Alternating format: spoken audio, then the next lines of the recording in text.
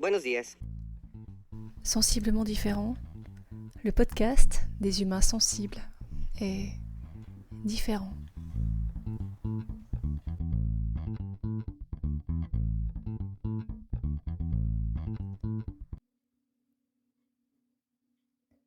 Je pourrais te parler de tout ce qui est fait de cette journée le summum de l'incongruité. Des bugs techniques au magasin de curiosité pour signer des papiers à valeur juridique, voire identitaire, en passant par un enregistrement en voiture sur un parking. Le fil, c'est l'adaptation. Ne t'attache pas aux détails, encore moins aux résultats. Au mieux, vis l'instant présent. Salut, épisode 39, un jour, un thème, un podcast. Aujourd'hui, je te propose de rencontrer Anthony Ada. Anthony est coach business et mindset pour solopreneurs depuis 2017. Il aide les solopreneurs à faire passer leur business et leur vie au niveau supérieur, avec plus d'énergie, plus de focus et plus de ventes. Ça, c'est aujourd'hui. Dans son histoire, il y a 15 ans de salariat et beaucoup de perte de sens. Après quoi, il a décidé de prendre sa vie en main et de choisir sa voie. Comment? Par quelles étapes? Quelles épreuves? Quelles clés? Quels déclics? Quels outils? C'est ce que je te propose de découvrir dans cet épisode. Et son parcours, à la lumière de l'ikigai. Si tu ne sais pas encore ce qu'est l'ikigai, cet épisode est pour toi. Si tu penses avoir compris le concept, cet épisode est pour toi. Moi-même, j'ai découvert de nouvelles facettes. Je m'appelle Magalidé, je suis un humain, maman 4 fois, thérapeute en kinésiologie, enseignante pendant 20 ans dans tous les sens, chercheuse et amoureuse de la vie, mi-punk, mi-poète. Je t'invite aujourd'hui à cheminer avec moi.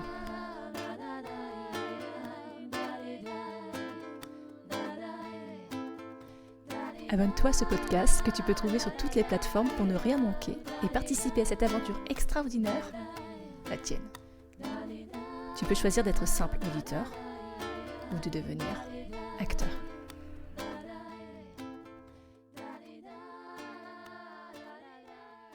Sensiblement différent. Salut Anthony, écoute, je suis ravie de te recevoir dans le podcast de Sensiblement Différent. Bienvenue ici, j'espère que tu vas bien, malgré les déboires actuels et qui viennent de se passer. Dans quel mood tu es là actuellement? Bonjour déjà Magali, merci pour ton invitation. Je suis joueur, j'ai l'impression, je sens, vu que ça n'a pas démarré. Je sens qu'il va y avoir plein de surprises, qu'on va pas trop savoir ce qui va se passer. Donc j'aime bien. Ma première question est la suivante. Comment est-ce que tu te présenterais aujourd'hui? Enfin, qu'est-ce que tu dirais de toi? Quels sont les mots que tu utilises pour te présenter en cette journée de mars 2023? J'aime bien dire que je connecte, j'aime bien connecter. Je pense que c'est l'un des termes qui me personnalise le plus, qui me dit le plus qui je suis.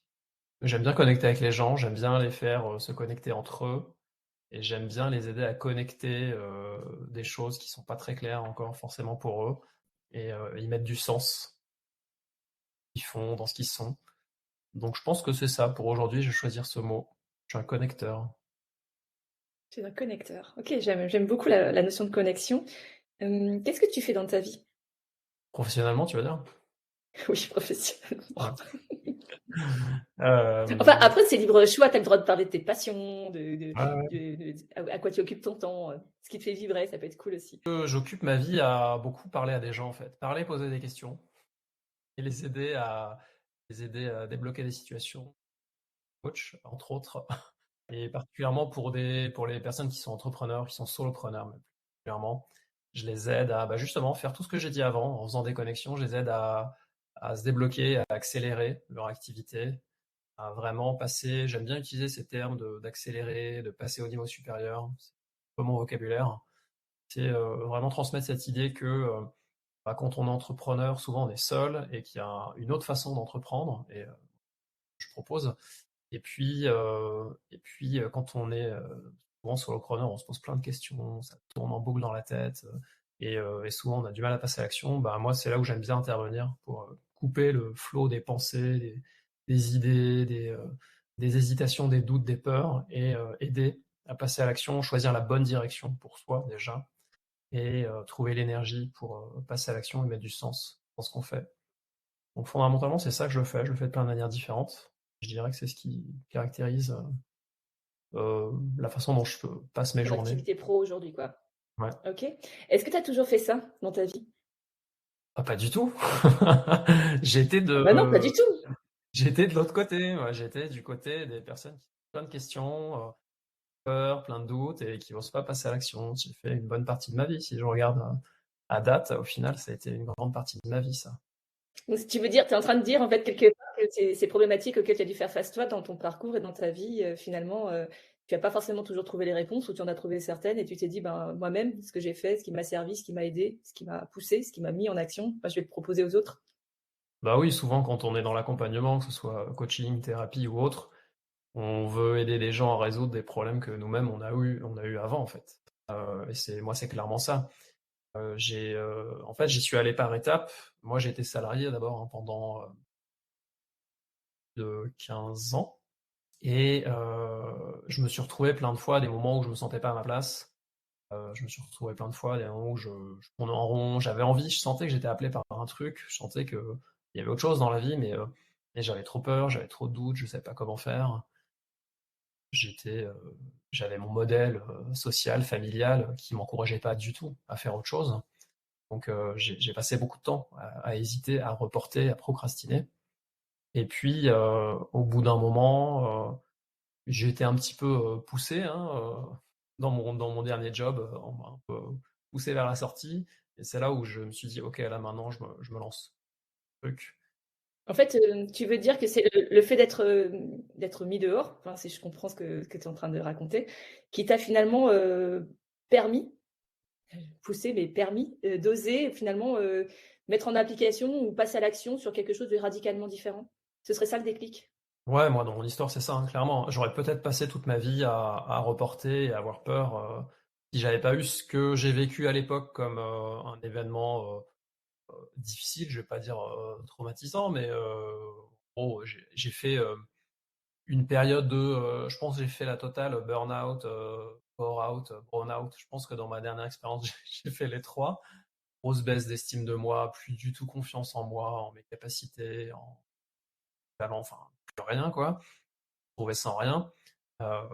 Et ce qui pouvait paraître comme une expérience difficile à vivre, finalement, c'était un cadeau, alors, de le dire après, hein, ça m'a permis de me lancer. Et ça m'a permis de commencer à explorer un tas de voies, de pratiques, d'apprentissage que j'aurais peut-être jamais connu dans ma vie. J'avais pas vécu ça, ouais, très clairement. Comment tu t'es relevé et qu'est-ce qui a fait que en toi, quelque part, tu as trouvé la ressource, la force, le courage de passer à autre chose, d'essayer autre chose? Bah, sur les premiers temps, c'était comme une libération quand même, parce que la dernière expérience, je l'avais pas très bien vécue. Les premiers temps, c'est un peu euphorique que t'as quand tu te lances, quand tu deviens entrepreneur, ou que tu es à ton compte. C'est possible. D'abord, j'ai de la liberté. Il y a ce fantasme de la liberté de l'entrepreneur. Je peux faire ce que je veux, quand je veux, où je veux. Et il y a vraiment cette énergie-là au début, très clairement. Moi, m'a apporté. Puis, il y a les premières opportunités. On a ça souvent aussi quand on se lance. Il y a le réseau qui nous amène un premier client, un deuxième client. Donc, moi, j'ai vécu ça au début. C'était plutôt porteur. C'était une bonne énergie.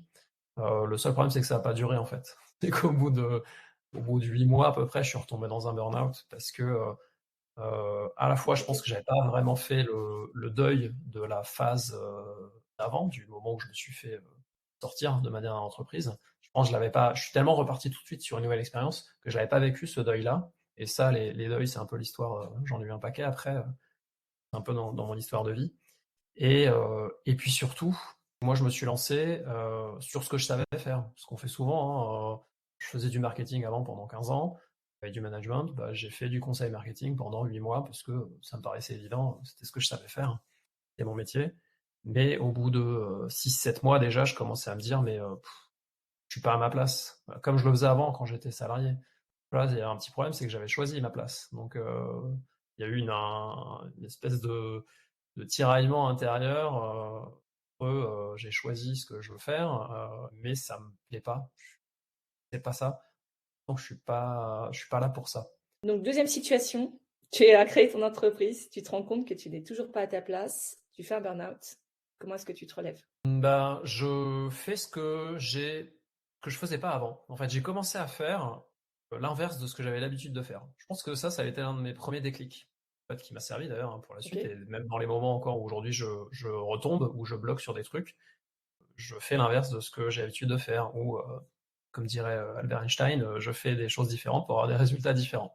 Toi, si c'est un instinct de survie ou d'où c'est venu à ce moment-là, mais déjà le premier truc que j'ai fait, c'est que je suis sorti de chez moi parce que ça faisait 8 mois que je bossais à mon compte. Je connaissais pas encore les coworking, ça n'existait pas trop en plus à ce moment-là, et j'étais beaucoup renfermé sur moi-même, donc j'ai déjà commencé à sortir, à aller à des événements pour entrepreneurs, à voir du monde, à rencontrer d'autres personnes qui sont dans la même dynamique que moi, parce que mon entourage proche était pas du tout dans cette dynamique d'entrepreneuriat, donc ça m'aidait pas du tout. Et assez vite, ce que j'ai fait aussi, le deuxième truc que j'ai fait, que j'avais pas l'habitude de faire, c'est que j'ai demandé de l'aide, simplement. J'ai repéré un coach qui me parlait. J'avais jamais fait appel à un coach. Ceux que j'avais rencontrés par le passé ne plaisaient pas du tout. On n'était pas du tout sur la même longueur d'onde. Ils ne me comprenaient pas. On n'était pas de la même génération. Enfin, il y avait un gros décalage. Donc j'avais été un peu dégoûté du coaching avant même d'en avoir fait. Et là, j'ai trouvé quelqu'un qui me parlait en fait. Je sentais que il y avait un fit entre nous. Et ça a été vraiment pour moi le deuxième déclic après sortir en gros et rencontrer du monde, d'autres entrepreneurs, ça a été de faire appel à un coach. Et là, ça a vraiment commencé, ça a été le début de ma transformation, très clairement. Et je trouve ça vraiment excellent ce que tu racontes parce que tu viens de donner deux clés. Deux clés de compréhension et deux clés qui permettent de passer au changement ou de passer à l'action. Tu dis, j'ai fait différemment de ce que j'avais l'habitude de faire. Et c'est vrai qu'il y a cette phrase ou cette réflexion qui dit que si on fait toujours la même chose de la même façon, il y a de fortes chances qu'on ait toujours les mêmes résultats. Donc toi, tu prends le contre-pied de ça. Donc je ne sais pas d'où ça te sort, mais en tout cas, cette intuition-là, elle est quand même assez géniale. Et d'autre part, tu demandes de l'aide. Et ça, c'est aussi quelque chose qui demande une forme d'humilité, de courage. Mais c'est vrai, l'aide, elle existe. Mais parfois, on ne pense pas la demander, quoi. Donc, je te remercie parce que déjà, ce sont deux clés de compréhension qui me parlent énormément et je pense qu'ils peuvent aider un paquet de gens rien que par ces deux réflexions-là, quoi. Donc, merci pour ça. J'ai envie d'avancer là-dessus.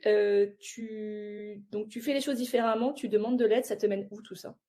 Ah, déjà, le premier coaching que j'ai reçu, ça m'a aidé à reprendre confiance en moi et rebooster mon estime de moi. Au moment où moi je me Ok. sentais sans valeur, j'avais quelqu'un en face de moi qui me renvoyait en miroir que j'étais quelqu'un d'extraordinaire, que j'avais toutes les capacités, qui voyait tout ce que j'arrivais pas à avoir chez moi. En fait, ça va aider même à d'autres moments de ma vie, parce que j'ai vécu d'autres moments après, de creux, de gros creux, et d'avoir en face de moi des personnes qui me renvoient ce que moi j'arrive plus à avoir chez moi, ça a été vraiment un gros déclencheur.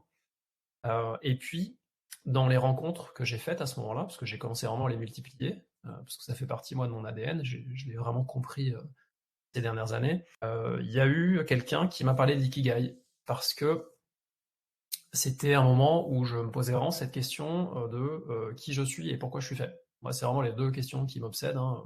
Tu m'as demandé comment me présenter, souvent c'est comme ça que je me présente. Je dis, moi, je me pose ces deux questions-là, et j'aide les autres à répondre à ces deux questions-là.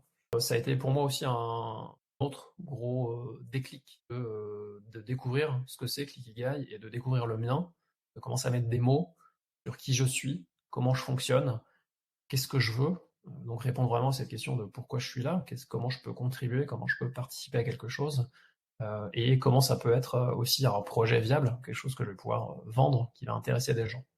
Ça a été vraiment pour moi le deuxième gros déclic. Est-ce que, à propos de l'ikigai, tu peux préciser comment tu l'as rencontré? Est-ce que c'est à travers une conférence? Est-ce que c'est quelqu'un qui t'a présenté l'outil? Est-ce que tu as fait une recherche particulière? Ça, c'est ma première question. Et la deuxième, est-ce que tu serais d'accord pour appliquer l'ikigai à toi-même en cas concret? C'est-à-dire, quelle a été ta démarche et comment tu as rempli tes cases? Ok, c'est deux grosses questions, enfin surtout la deuxième. La Ah oui, c'est première, deux grosses questions. la première elle est rapide. Personne, donc j'applique ce que je te disais juste avant, quoi, d'oser aller vers des personnes que je voyais sur les réseaux sociaux. En plus, tu vois, des entrepreneurs, je me dis, oh là là, ils cartonnent, ils ont du succès. Je me faisais déjà plein de films, alors que non, ils étaient juste sur les réseaux sociaux. Et j'ai osé aller vers elle et je lui ai dit, bah voilà, moi, mes questionnements, j'en suis là. Et là, direct, je suis tombé sur quelqu'un qui a une très grande connaissance de plein de choses, de plein d'outils, de plein de méthodes, et de l'humain surtout. Et elle m'a dit, teste l'ikigai, tu vas voir, ça va t'aider, ce truc-là, ça va être génial. J'en ai jamais entendu parler de ma vie. C'était il y a 6 ans, c'était pas connu encore, maintenant, c'est plus. Et ça a été pour moi, voilà, Ce déclic-là, il s'est fait comme ça, parce qu'il n'y avait pas encore tous les articles, tous les livres qu'on connaît aujourd'hui sur l'ikigai. Ensuite, comment je l'ai fait? Comment je l'ai fait? Très simplement, qu'est-ce que c'est l'ikigai? Comment ça fonctionne? Il avait mis le sien. Et c'est vrai que d'avoir vu le sien complété, ça m'avait vachement aidé. Et je sais qu'encore aujourd'hui, quand je le fais faire à mes clients, ce qui les aide le plus, c'est de voir le mien, en fait. C'est de voir le schéma complété avec tout ce que j'ai mis dedans. Ça leur donne des idées, ça arrive à débloquer des choses qu'ils n'auraient pas osé mettre ou n'auraient pas vu l'intérêt de mettre ça et ce que ça peut leur apporter. Donc, ce que j'ai fait, c'est ça. Je suis parti de son modèle. Et après, je sais que ce qui est assez drôle, c'est que j'ai commencé à créer ma propre méthode, en fait, en le faisant pour moi-même, mais sans y réfléchir, en fait, complètement intuitivement. J'ai fait, je me souviens très bien, ce jour-là, et je faisais pas du tout ce genre de pratique à l'époque. J'ai fait quelques respirations, j'ai fait intuitivement une visualisation. Tu vois, j'ai fermé les yeux et je me suis projeté.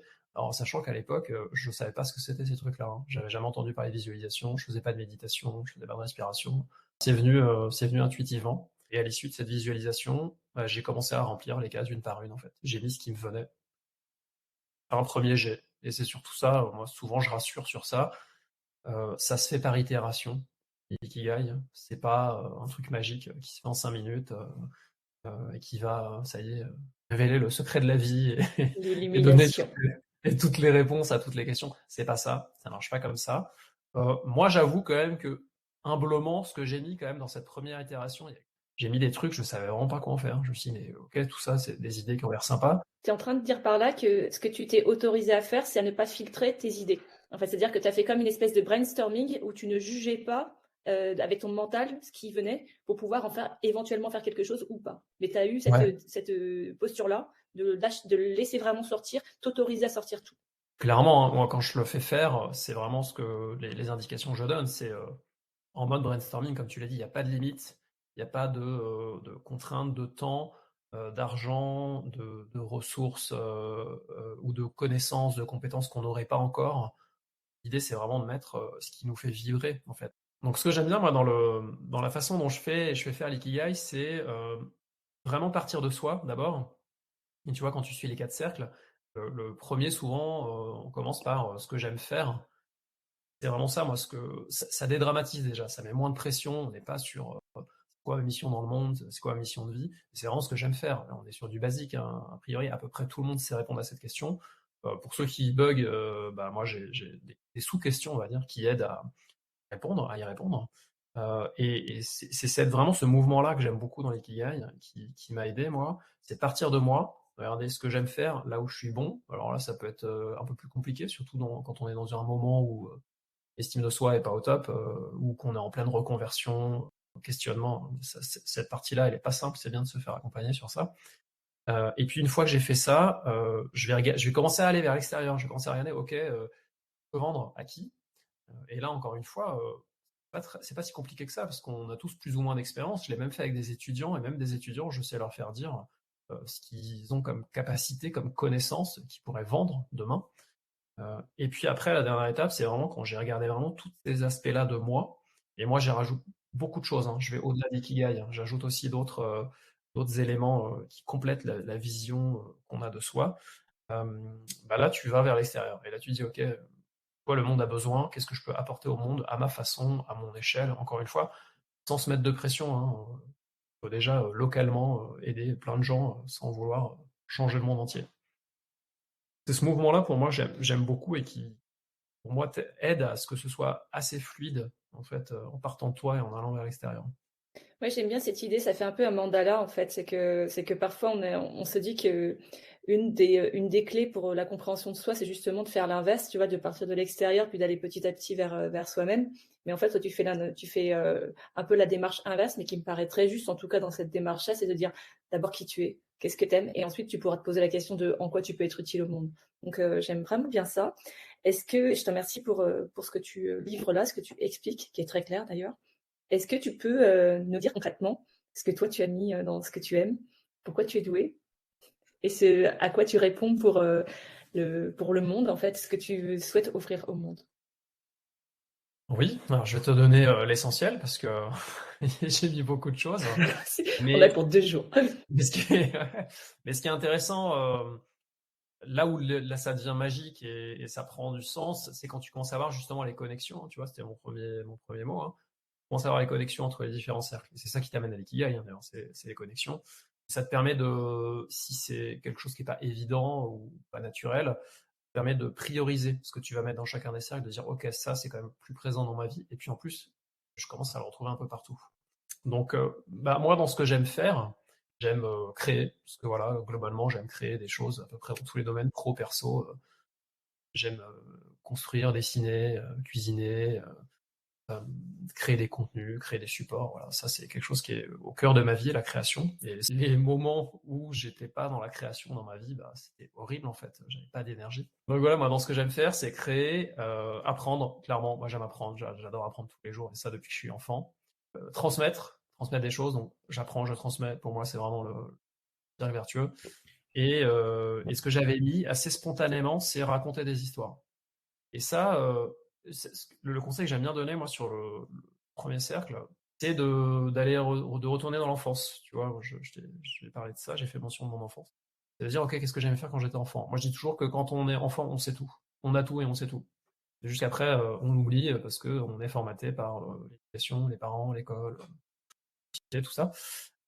Mais je suis convaincu, et puis pour avoir des filles en plus, que quand on est enfant, on a tout, on sait tout, tout est déjà là, et que du coup, quand on est adulte et qu'on a oublié, perdu tout ça, bah, un bon moyen, c'est d'aller se souvenir de son enfance. Et puis si on n'y arrive pas, bah, c'est de demander à ses parents ou à sa famille comment on était enfant.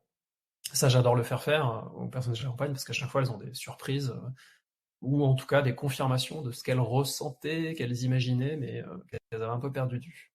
Donc ça, c'est pour mon premier cercle, globalement, et ça va se retrouver en fait dans tous les autres, ce que je t'ai dit là.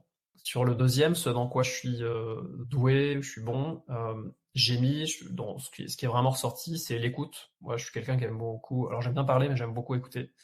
J'aime beaucoup écouter les histoires, j'aime beaucoup écouter les gens, parler d'eux, raconter, me dire ce qui bloque, ce qui coince, ça c'est vraiment dans mon ADN. J'aime bien imaginer des choses, tu vois, tout à l'heure je te parlais de créer, donc déjà il y a une connexion.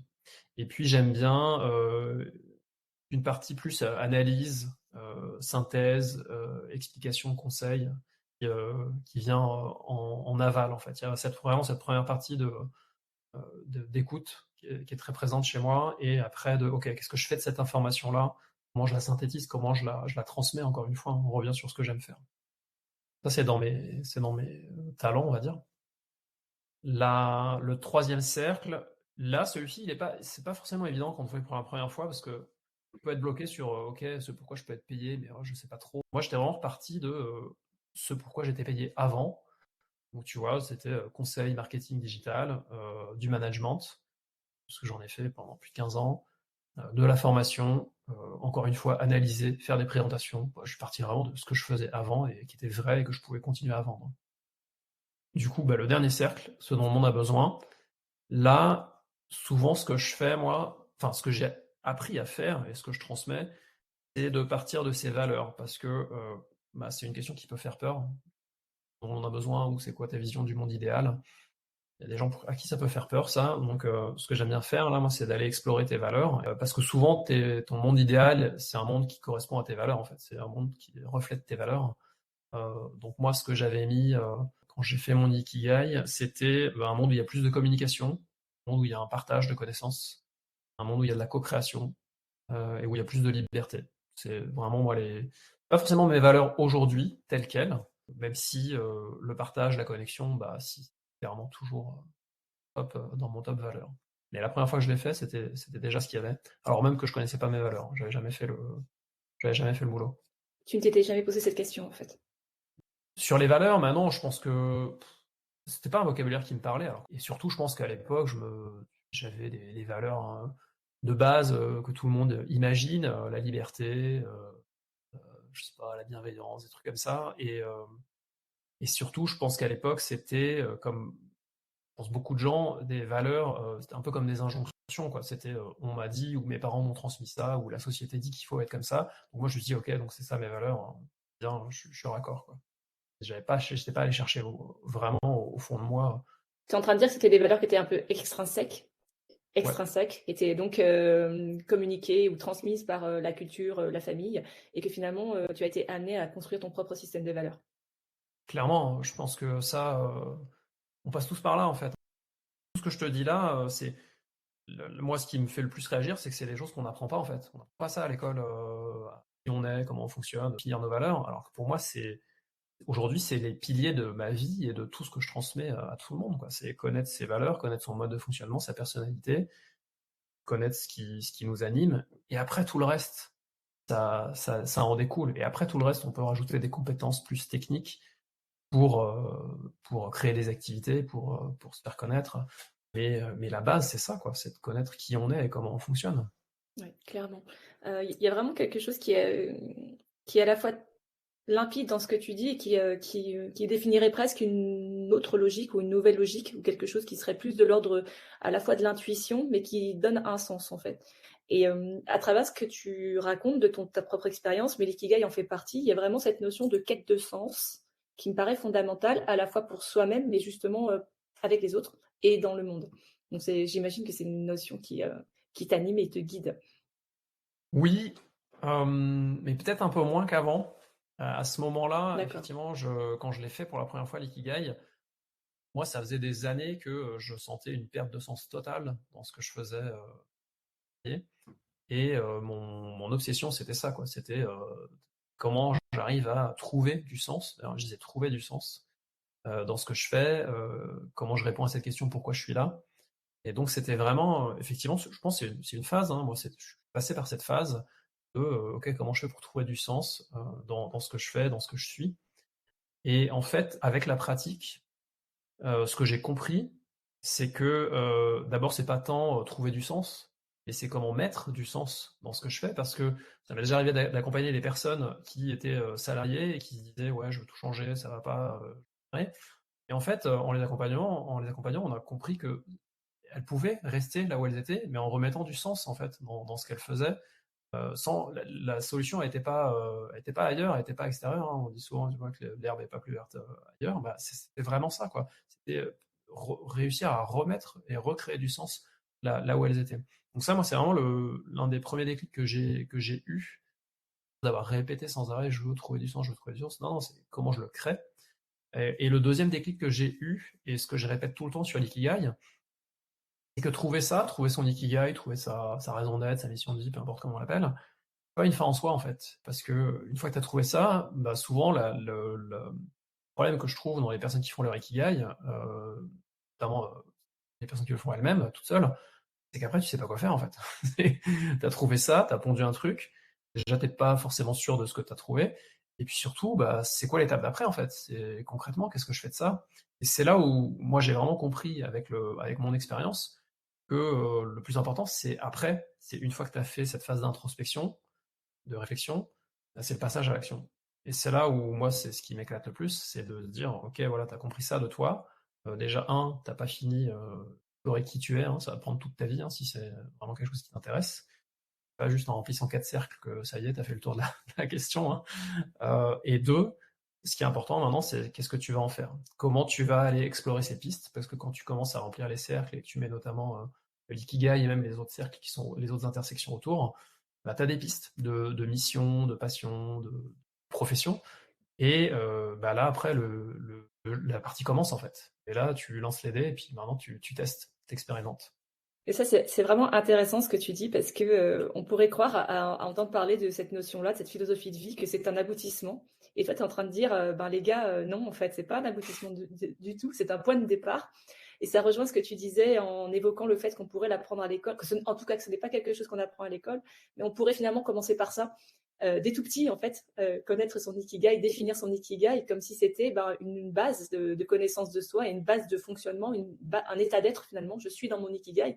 Et à partir de là, en fait, tout se construit, avec ces fondements-là. Tu vois, c'est comme si tu étais en train de dessiner des fondements d'une nouvelle façon de mettre les priorités finalement dans le système de connaissances, dans le système de fonctionnement, dans les compétences en fait de savoir-être, etc. Donc je trouve ça vraiment, vraiment excellent parce que quelque part se dessine à travers tes mots comme une reconstruction ou une recréation de ce qu'on pourrait faire ou ce qu'on pourrait mettre en place à partir d'aujourd'hui, de demain. Et peut-être que c'est en partie ce qu'on est en train de faire.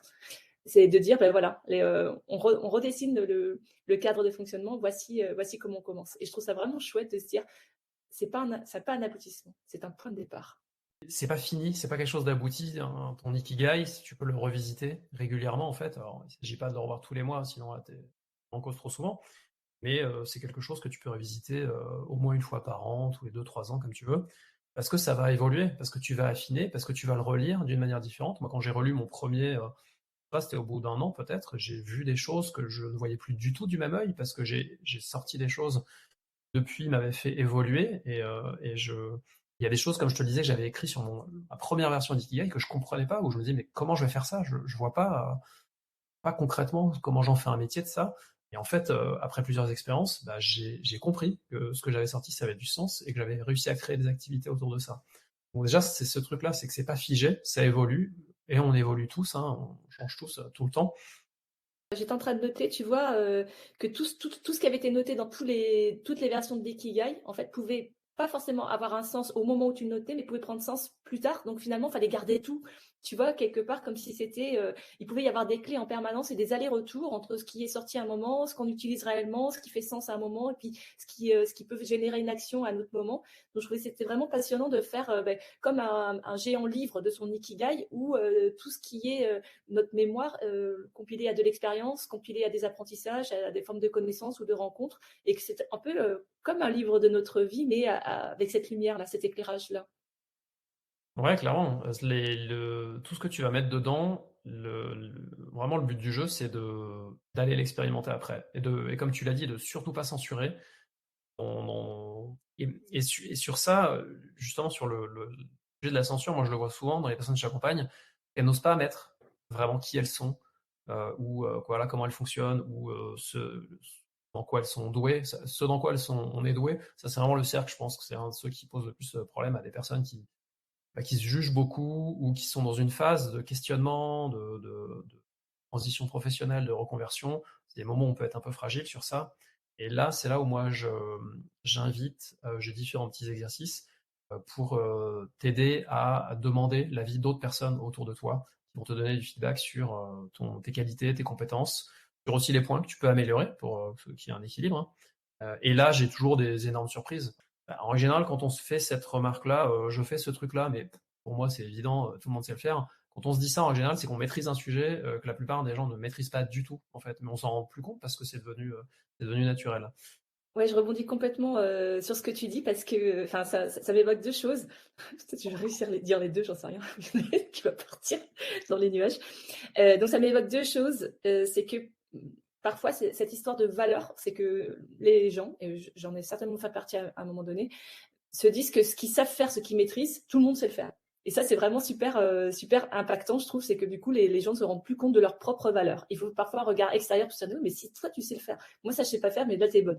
Et ça évoque en fait une situation dont parlait Dominique Bons, et qui parlait d'une jeune fille, justement, qui avait du mal à faire son ikigai, parce que pourquoi je suis douée, j'en sais absolument rien, parce qu'elle avait tellement intégré ses propres compétences que ça lui paraissait plus comme étant une compétence. Et c'est les autres qui lui avaient dit, mais oui, toi, tu as une capacité d'écoute, tu as une capacité d'organisation, pardon, tu as une capacité à résoudre les problèmes, et ça, elle-même ne l'avait pas vu. Donc ça, je trouve ça vraiment intéressant, cette histoire de miroir et cet état de prendre conscience de ce qu'on vaut. Et peut-être que c'est aussi dans l'acceptation de la différence de l'unicité qu'on se rend compte que chaque chose, finalement, est une compétence. L'autre chose dont je voulais parler, sur laquelle je souhaitais rebondir, c'est l'histoire de oser tout dire. Et là aussi, je refais référence à l'épisode avec Dominique Bons qui disait qu'elle avait fait un premier ikigai de façon un peu mentale, on va dire, ou de façon très tournée pro. Et elle reconnaît que cet ikigai-là elle l'avait concrétisé d'ailleurs, elle avait vraiment mis en application dans son monde professionnel, mais que ça n'avait pas du tout marché, ça n'avait pas fonctionné. Et elle reconnaît après qu'elle n'a pas été honnête. Elle n'a pas été authentique, pas complètement. Elle n'a pas été vraiment dire ce qu'elle aimait, en fait. Elle avait, comme censuré, c'est ce que tu es en train de dire, elle avait censuré certaines parties d'elle-même parce que soit les a jugées en amont, tu vois, comme non nécessaires, ou qu'on ne pouvait pas vraiment le dire, ou que ça n'avait rien à voir avec le délire, quoi. Et elle s'est rendue compte après qu'en étant authentique, et peut-être que ce serait un des fondements de l'ikigai, être authentique, oser, être honnête envers soi-même, à ce moment-là, en fait, tu filtres plus. Et c'est là que peuvent se cacher ou peuvent apparaître des choses hyper intéressantes sur soi-même, quoi. Ouais, de toute façon, moi, le conseil que je donne souvent, c'est de vraiment pas le faire seul, parce que je vois beaucoup de gens qui trouvent le modèle, tu vois, sur un site, comme moi je l'ai fait la première fois, hein, d'ailleurs. Ou même moi, hein, je le mets à dispo. Hein. Je sais que j'ai fait une publication la semaine dernière où je le mettais à dispo, et il y a plein de gens qui m'ont dit ouais, ok, ça m'intéresse. Et je sais très bien que quand je vais le donner, après les gens ils vont pas le faire parce que ça demande des efforts, ça demande un travail d'introspection, et quand on n'a pas l'habitude, bah, franchement c'est compliqué. Ça, hein, je fais ça maintenant depuis 7 ans, donc c'est devenu une seconde nature. Hein. Mais quand on le fait pour la première fois, aller chercher à l'intérieur de soi, sans censurer, hein, comme tu le disais, qui on est, comment on fonctionne, ce qu'on aime vraiment, bah, ça demande des efforts, et ça demande d'aller regarder toutes les facettes. Ce que j'aime bien dire, moi j'aime bien utiliser l'image de la boule à facettes aussi. C'est-à-dire qu'on est tous des boules disco, hein, on a tous plein de facettes, et l'idée qu'apporte l'ikigai, notamment moi, dans la façon dont j'utilise, c'est d'aller voir toutes ces facettes-là, toutes ces parts de toi, et notamment des parts un peu bizarres. Moi j'aime bien aussi proposer ça aux gens, d'aller regarder les côtés un peu bizarres, un peu originaux qu'on a. Souvent c'est ça qui fait notre force, et c'est ça qui fait notre différence. Et surtout moi quand je m'adresse à des entrepreneurs, bah, c'est peut-être ça qui va faire qu'ils vont se différencier des autres, qu'ils vont être reconnus. C'est que des personnes chez qui ça résonne, cette petite différence, cette petite originalité, bah, ces personnes-là vont venir vers eux potentiellement pour devenir des clients. Et ça, c'est vrai que réussir à faire ça tout seul, à oser le faire, à oser sortir, même si c'est que pour soi-même au début, dans cette ikigai, ces aspects-là de soi, pas toujours évident. Est-ce que tu as identifié dans ta pratique, donc tu disais que tu pratiquais l'ikigai depuis 7 ans, est-ce que tu as identifié un type de déclencheur qui faisait que les gens venaient vers toi ou s'adressaient à toi en disant help, là, maintenant j'ai besoin d'aide? Ah, il y a déjà ce qui se passe chez eux, c'est quand vient vers moi, quand c'est vraiment ils sont dans une situation où ça devient trop douloureux, mais comme quand on demande n'importe quel type d'aide, en fait. C'est quand à un moment donné, tu dis là, j'en peux plus, il faut que ça change. Cette situation-là, c'est plus OK pour moi, donc c'est une situation dans laquelle tu n'as plus envie d'être.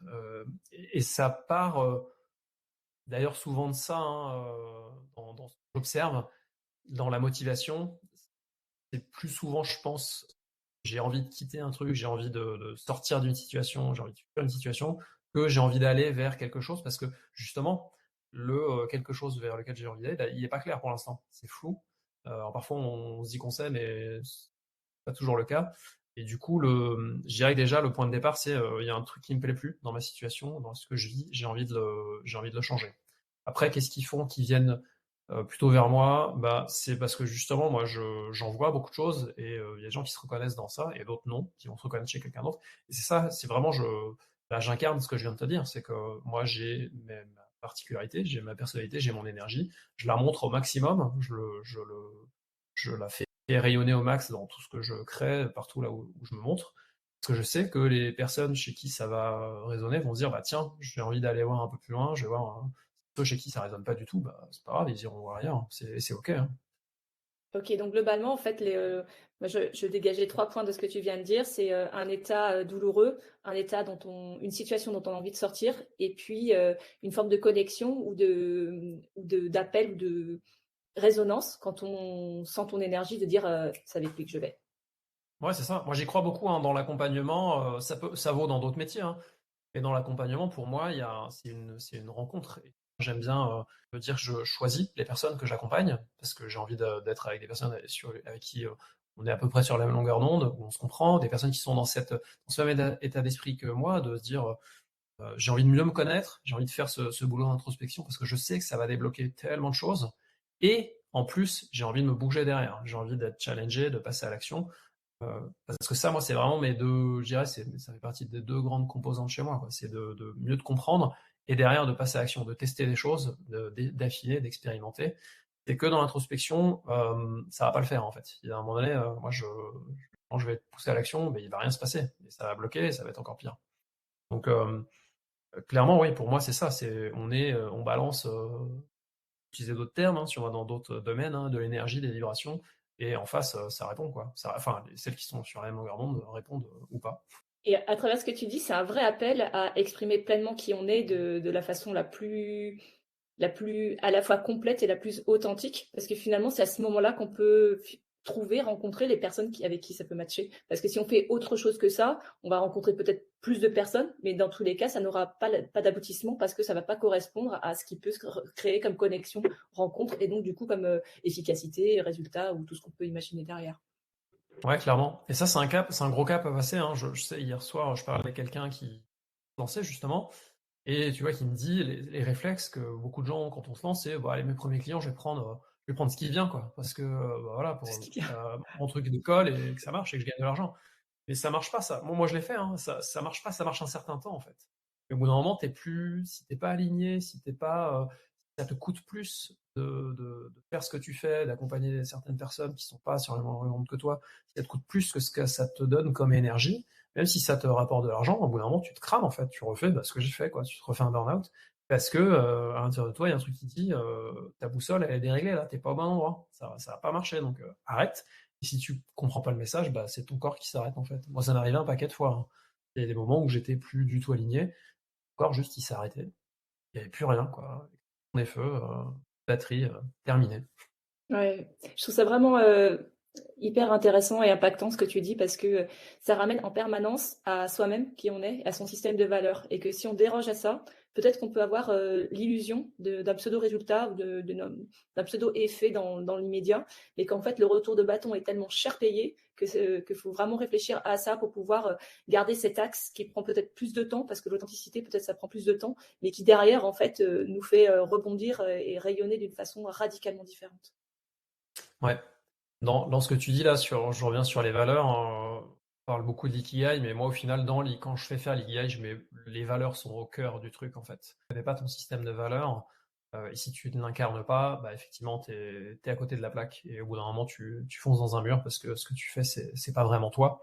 Et après, sur l'authenticité, l'idée, mais c'est comme pour tout le reste, hein, comme pour tout ce qu'on se dit, c'est d'y aller step by step, hein, quand on n'a pas l'habitude déjà de se regarder soi-même tel qu'on est, et tranquille, hein, pas d'urgence, ça a tout changé du jour au lendemain, hein.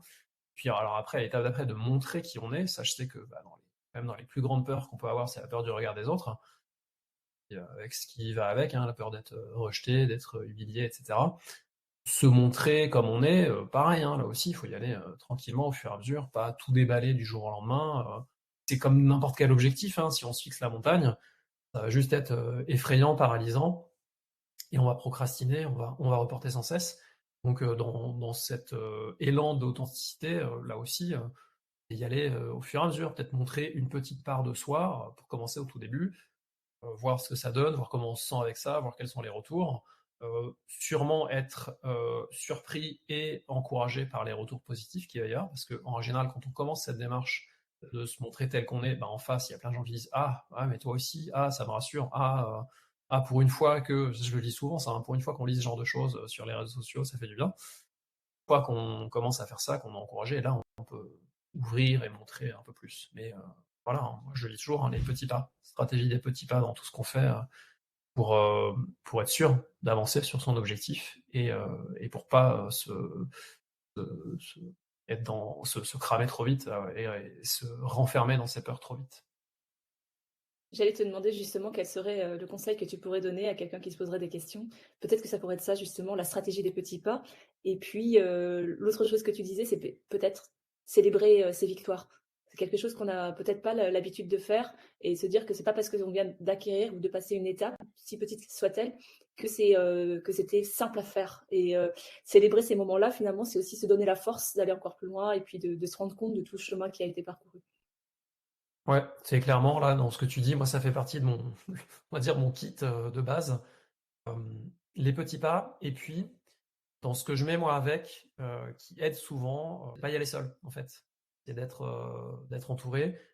Il y a plein de façons de le faire, hein. Moi j'aime bien utiliser un système de buddy, donc quelqu'un, un partenaire, je pense qu'on dit partenaire de responsabilisation, un truc comme ça.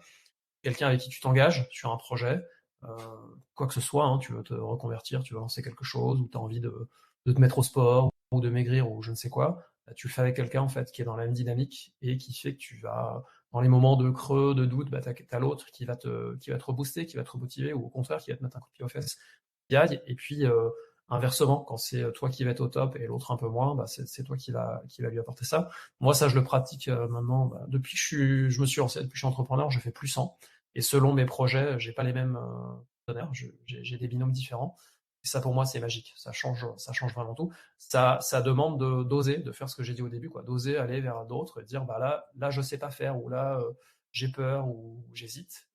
Oser révéler ça, montrer cette vulnérabilité. Mais ce que j'ai compris aussi au fil de mon expérience, c'est plus tu montes ta vulnérabilité, plus en fait tu as de présence, de puissance, même de leadership, t'embarques les autres. Donc c'est vraiment faire ce switch-là sur les petits pas. Et puis après, ce que tu as dit aussi, c'est hyper important, je le répète tout le temps, c'est de célébrer. C'est vraiment dès que tu fais un premier petit pas, il n'y a pas de petite grande victoire, c'est tu lances un nouveau défi, tu commences une première action, bah, cette première action, c'est hyper important de la célébrer. Après, chacun fait à sa façon, hein, c'est pas forcément de faire un super resto ou boire un coup, ça peut être de faire un cadeau à soi. Donc c'est là aussi, c'est important d'apprendre à bien se connaître. C'est qu'est-ce qui est une récompense pour moi, qu'est-ce qui me fait du bien, comment je pourrais me faire du bien pour aussi et surtout, et c'est hyper important, envoyer le message à mon cerveau que ce que tu viens de faire là, c'était dur, t'es peut-être sorti de ta zone de confort, mais t'as vu, ça vaut le coup. Je te récompense avec ça et ça donne envie de dire ok, bah vas-y, je suis prêt à passer au niveau d'après. Ce signal-là, il est hyper important, hein, vraiment, dès qu'on avance dans un projet, même s'il y a des difficultés, au moindre petit succès, petit palier passé, s'envoyer ce message à son cerveau de super, t'as good job, continue. Ça me renvoie vraiment à un échange qu'on a eu récemment où je t'évoquais une prise de décision et une de tes questions c'était celle-là, comment est-ce que tu vas célébrer cette décision que tu viens de prendre? Et en fait, j'ai resté figée, je pense, un quart de seconde à me dire ah merde, ouais, j'avais pas pensé à ça. Comment est-ce que je vais célébrer cette décision qui pour moi était quand même assez énorme? Et du coup, ça m'a amené à réfléchir. Alors en fait, j'ai pas du tout fait ce que je t'avais dit. J'ai ouvert un verre de bière, une bouteille de bière, mais j'ai vraiment célébré ça parce que c'était important, mais c'était chouette d'avoir quelqu'un qui te dit comment tu vas célébrer ça. Parce que ça veut dire d'abord tu célèbres, et deux, comment tu le ritualises et comment tu le rends concret. Et l'autre chose sur laquelle je voulais revenir, que je trouvais vraiment intéressante, c'est cette espèce de notion de multi-partenariat. Tu dis, en fait, on va se faire aider. Alors déjà, accepter de se faire aider, c'est quand même assez biggie. Mais en plus, on va pas avoir un binôme toute la vie, en fait. C'est-à-dire qu'on peut avoir plein de partenaires différents sur plein de domaines différents en fonction de ce qui connecte sur telle ou telle demande, tel ou tel besoin, telle ou telle énergie, tel ou tel projet. Et je trouve que c'est vraiment intéressant parce que c'est un peu comme l'ikigai, c'est qu'on va s'enrichir de la multi-expérience, de la multi-rencontre. Et je trouve que c'est vraiment vraiment intéressant. Après, c'est ça, hein, l'idée, c'est pas un mariage, hein. Après, moi, il y a des binômes comme ça qu'au bout d'un moment, soit j'arrête, soit qui se finissent naturellement parce qu'on est allé au bout d'un truc et il faut passer à autre chose. Et puis, ce que j'aime bien aussi, moi, ce que j'ai découvert vraiment en devenant entrepreneur, c'est cette notion de mentor, en fait, et de parfois, dans certains domaines, d'aller chercher des gens qui sont plus forts, plus avancés, qui ont déjà fait le chemin qu'on a envie de faire, pour être tiré vers le haut, pour vraiment apprendre beaucoup et prendre des raccourcis surtout, hein. Là, l'idée, c'est aussi de se dire, et moi, c'est vraiment ce que je fais, hein. Moi, j'ai passé, depuis que je suis entrepreneur, ça fait 7 ans, je me suis planté plein de fois, j'ai eu plein de moments hyper difficiles. Je propose aujourd'hui, c'est vraiment de prendre des raccourcis, quoi. C'est de pas faire les erreurs que j'ai faites et d'aller comprendre plus vite certaines choses et de tester plus vite certaines choses que moi j'ai mis des mois parfois à oser tester, quoi. Donc c'est cette idée-là, quoi, d'aller chercher des gens parfois plus avancés. Et dans ces idées de binôme ou de groupe, ce que j'aime bien aussi, c'est de dire, tu peux aller chercher aussi des gens qui sont à notre niveau, donc des pairs, parce qu'on va être dans la même envie, dans la même dynamique, et ça booste énormément d'avoir d'autres qui sont au même, entre guillemets, au même niveau que nous. Parfois, on va oser un truc qu'on n'a pas encore osé, et d'un coup, tout de suite, ça va nous faire accélérer parce qu'on va oser le faire nous aussi. On va se challenger entre nous. Et puis, ce que j'aime bien dire aussi, moi, tout ça, c'est une chaîne, hein, c'est de s'entourer aussi de personnes qui sont un peu moins avancées pour transmettre, en fait. Moi, parce que ça fait partie de mes valeurs, hein. On va se dire, ok, moi, j'ai appris avec des personnes plus avancées, avec d'autres personnes à mon niveau. Bah, c'est aussi à mon tour maintenant de transmettre à d'autres qui sont un peu derrière moi, entre guillemets, qui n'ont pas encore fait mon chemin, pour les aider à monter. Moi, j'aime bien cette idée de chaîne et tu vois, du coup, d'interaction. Moi, je le fais, hein, dans tout ce que je fais, hein. Tous les jours, je suis au contact de personnes beaucoup plus avancées que moi, de personnes à mon niveau, et de personnes qui n'ont pas encore fait le chemin, et à qui je peux transmettre et montrer plein de choses. Je trouve que ce que tu es en train de dire, ça crée vraiment un écosystème qui a un équilibre. Ouais, c'est l'idée. C'est vraiment l'idée. Et encore une fois, je sais pas si ça parlera à tout le monde, mais c'est vital pour moi d'avoir ça dans mon quotidien, en fait. Limite, je pourrais dire, c'est entre guillemets égoïste, je fais ça pour moi, quoi. C'est mon mode de fonctionnement. Si j'ai pas de ça dans ma journée, il manque un truc, en fait. Il me manque une partie de mon carburant. Tu dis que c'est égoïste, en fait, moi j'appellerais ça une connaissance de ton fonctionnement et de toi-même. Tout dépend le Ouais, mot qu'on clairement. utilise. En tout cas, Clairement. écoute, vraiment, je te remercie infiniment parce je vais réécouter moi-même tout ce qu'on vient de raconter. Il y a tellement de clés qui sont révélées à travers des expériences et à travers aussi un parcours qui est quand même assez mouvementé. Donc déjà, je te remercie d'avoir l'authenticité, de nous révéler tout ça et de le partager de la façon aussi sincère et aussi simple que ce que tu fais. Et j'ai envie de te poser 2 dernières questions qui sont très simples. La première, c'est où est-ce qu'on peut te trouver?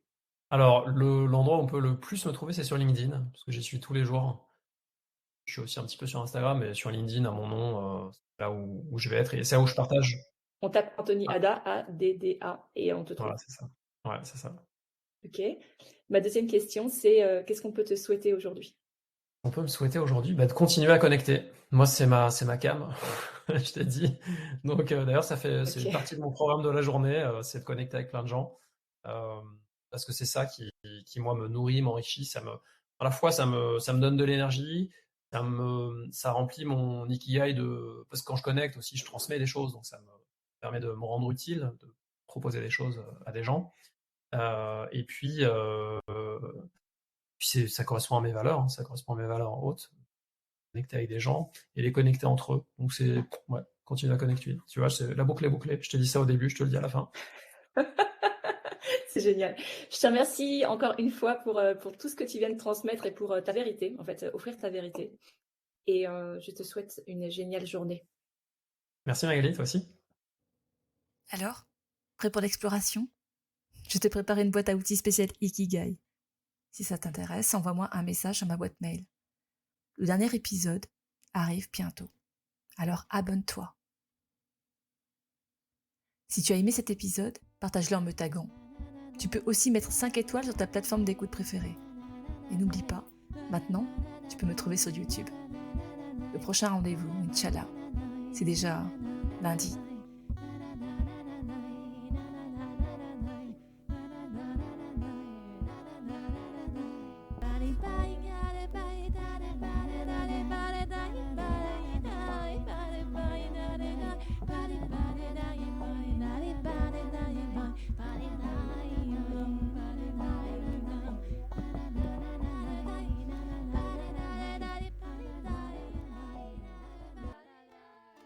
Sensiblement différent.